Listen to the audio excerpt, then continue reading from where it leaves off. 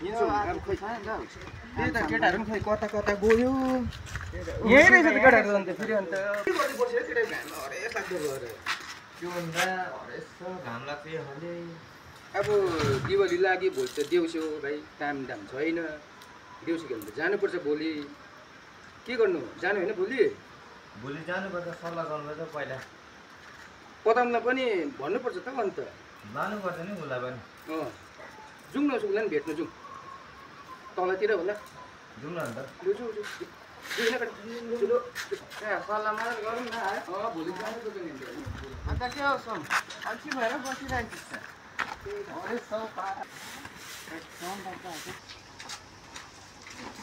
पदम ए पदम ए हो आउन भित्र बस्न न एकमै चिया खाँदै बसिरहेको रहेछ खै के गर्नु हरेस चाडबाड आइसकिसक्यो म त यी केटाहरूलाई यसो लिएर आएको अब के गर्नु के को लागि चाहिँ भोलि देउसी अन्त देउसी खेल्न नजानु ओहो देउसी खेल्नु त जानुपर्छ नि हौ त्यही सल्लाहले गर्नु त आएको तलै तँलाई भेट्दैन एक्लै चिया खाँदै बसिरहेको रहेछ अब खै अब त्यस्तै छ के गर्नु को त जानुपर्ने भयो केटाहरू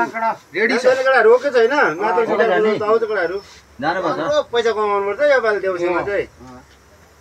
अन्त के हो चियापानी यसो केटाहरू आइरहेको छ यसो बनाएर देऊ न हौ त्यति खाइदिउँ गल्यो गरममा हेर न यस्तो गरम छ पानी सानी खाइदिउँ न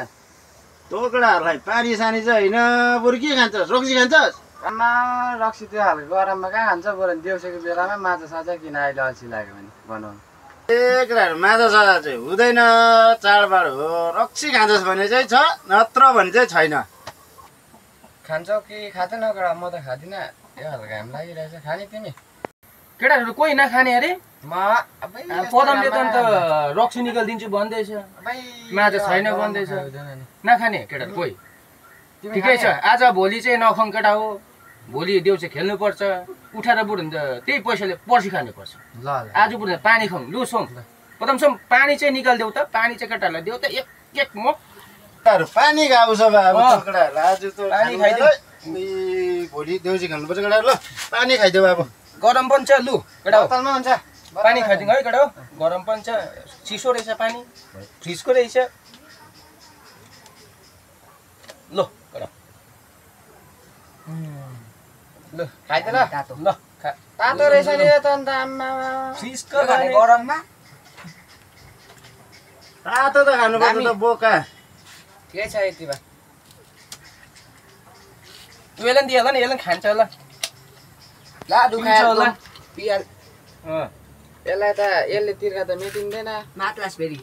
हामीले खाएन नखाएको होला यसले है ल